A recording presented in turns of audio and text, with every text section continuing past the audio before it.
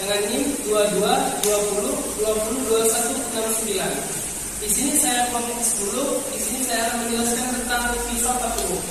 Jadi filsafat umum itu terbagi menjadi banyak, dan salah satu materi yang saya akan jelaskan yaitu materi tentang filsafat Tuhan, filsafat manusia, dan filsafat alam semesta. Setiap tempat pasti mengajarkan tentang sesembahan, dan setiap tempat pasti akan memiliki sesembahan. Kalaupun jika ada tempat yang tidak memiliki sesembahan, maka tempat tersebut kemungkinan hanya sedikit saja. Dan saya pribadi juga yakin akan Tuhan. Dan menurut saya Tuhan itu adalah Allah Subhanahu wa Ta'ala. Manusia adalah makhluk paling sempurna yang diciptakan oleh Allah Subhanahu wa Ta'ala. Karena dalam mereka ada 3 hal, yang dimana yang fitrah, yang kedua qalbu hatinya, dan yang ketiga ada akalnya. Adapun alam semesta. Alam semesta adalah suatu makhluk yang Allah Subhanahu wa Ta'ala ciptakan. Lingkungan tersebut untuk manusia tadi, untuk hewan dan untuk tumbuhan serta makhluk-makhluk lainnya. Ya, untuk mempersingkat waktu, marilah kita mulai membahas materi ini.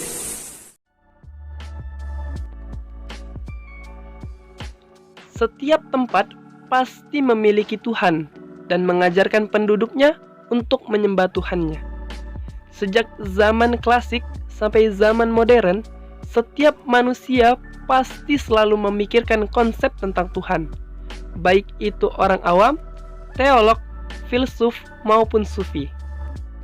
Para filsuf mengeksistensikan Tuhan dengan beberapa perspektif, dan saya sebagai peneliti akan membahas 2 perspektif saja, yaitu argumen ontologis dan argumen kosmologis.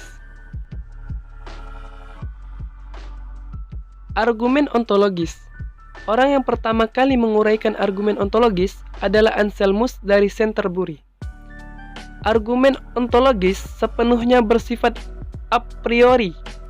Oleh sebab itu, Anselmus mendefinisikan Allah sebagai wujud besar yang dapat difahami. Anselmus memahami Allah sebagai sesuatu yang lebih besar daripadanya tidak dapat difikirkan. Argumen ontologis juga dapat dibaca dengan cara lain. Sebuah konsep bukan hanya pengertian yang dapat didefinisikan. Ia juga termaksud sebuah usaha untuk memahami sesuatu. Sesuatu yang tidak dapat sekali dalam pengalaman, tidak dapat difikirkan. Dalam dunia nyata, manusia juga mempunyai pengalaman tentang ketakterhinggaan, yang lalu mendorongnya untuk merumuskan pengalaman itu dalam konsep abstrak, sebuah pengada yang tiada dapat difikirkan, sesuatu yang lebih besar daripadanya.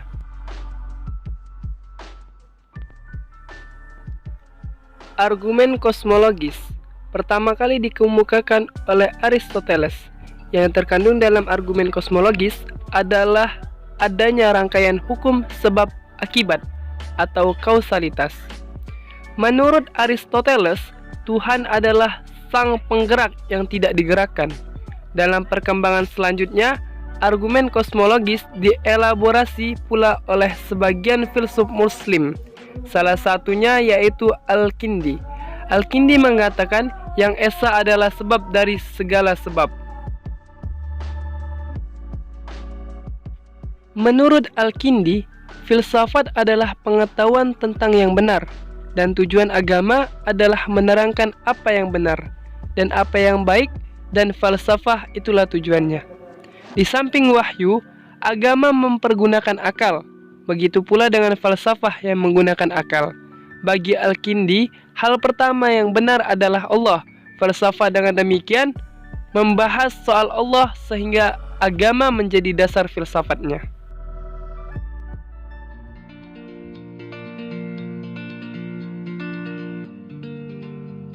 Filsafat manusia adalah suatu pemikiran yang dimana membahas manusia. Ia mempelajari secara mendalam apa itu hakikat dan esensi dari manusia itu sendiri. Penciptaan manusia di muka bumi ini mempunyai misi yang jelas dan pasti. Ada 3 misi yang diemban manusia, yaitu untuk beribadah kepada Allah sebagai khalifah dan pemakmur bumi ini.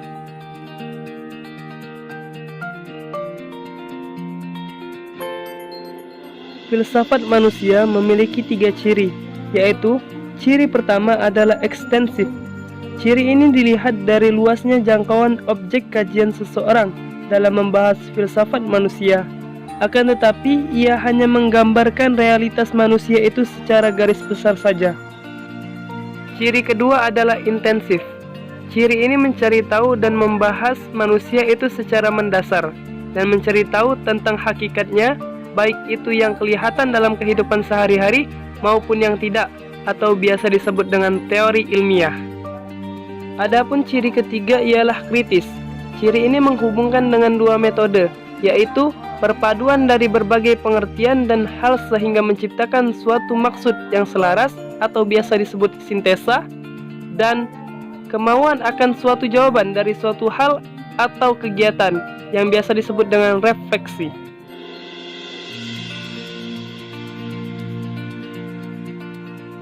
Kosmologi adalah ilmu yang membahas tentang realitas jagat raya, yang dimana terdapat di dalamnya sistem-sistem alam semesta. Penciptaan alam semesta merupakan salah satu tanda-tanda dari banyaknya tanda kekuasaan Allah Subhanahu wa Ta'ala. Alam semesta adalah ruang di mana di dalamnya terdapat suatu kehidupan, suatu makhluk hidup biotik maupun komponen-komponen abiotik, serta segala sesuatu peristiwa alam yang dapat diungkapkan maupun belum dapat diungkapkan oleh manusia.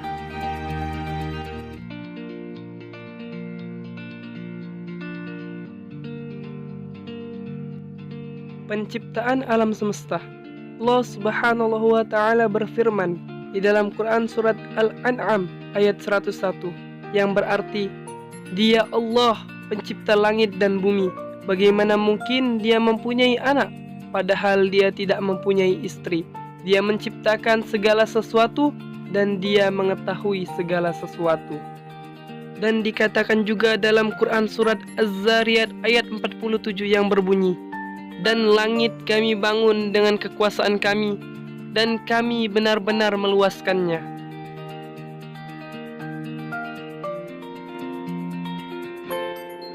Dan di dalam Quran surat Hud ayat 7 yang berbunyi, dan Dialah yang menciptakan langit dan bumi dalam 6 masa, dan arsy-Nya ada di atas air, agar Dia menguji siapakah di antara kamu yang lebih baik amalnya. Jika engkau berkata kepada penduduk Mekah, sesungguhnya kamu akan dibangkitkan setelah mati, niscaya orang kafir itu akan berkata, ini hanyalah sihir yang nyata. Dan di dalam Quran surat Al-Anbiya ayat 30 yang berbunyi, dan apakah orang-orang kafir tidak mengetahui bahwa langit dan bumi keduanya dahulu menyatu, kemudian kami pisahkan antara keduanya, dan kami jadikan segala sesuatu yang hidup berasal dari air, maka mengapa mereka tidak beriman?